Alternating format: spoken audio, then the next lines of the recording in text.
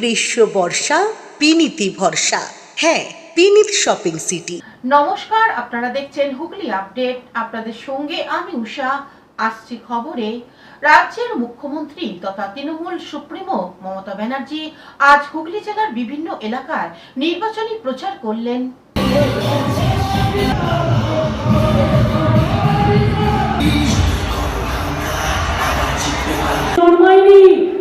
তখন ইংরেজদের কাছে ওদের যে সিস্টার পার্টিগুলো যারা আজকে লোককে বলছে ব্যাংক অ্যাকাউন্টটা দাও টাকা পাঠাবো, ভুলেও যদি দিয়েছেন না যেটুকু আছে সেটাও যাবে।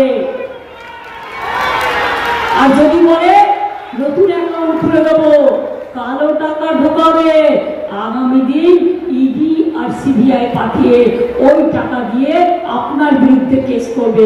খবরদার এই নোংরা খেলায়, এই ভয়ঙ্কর খেলায় যাবেন না। আর মিছিলে নেওয়ার জন্য কারো দোকানে 500 টাকা করে বুঝে দিচ্ছে। তাই বলেই যতই বড় চক্রান্ত হবে তুমি ব্যর্থ, তুমি অপদার্থ। তাই বলি যতই বড় হামলা আবার জিতবে বাংলা, যতই বড় হামলা তৃণমূল জিতবে বাংলা, যতই বড় হামলা জয়পুর জিতবে বাংলা, যতই বড় হামলা বদলা দেবে বাংলা, ভোট দেবে ভোটের বাক্সে, বদলা দেবে গণতন্ত্রে। একটা করে ভোট দিয়ে যদি কোনো গ্রামে কাউকে আটকায় মা বোনেরা, মায়ের রথে রেখেছেন ঝাড়ু দিয়ে রাস্তা পরিষ্কার করে, আর ঝাড়ুটা খিলের মতো হয়, ওই রকম একটা করে ঝাড়ু বানিয়ে রাখবেন, বাড়িতে এনে রাখবেন।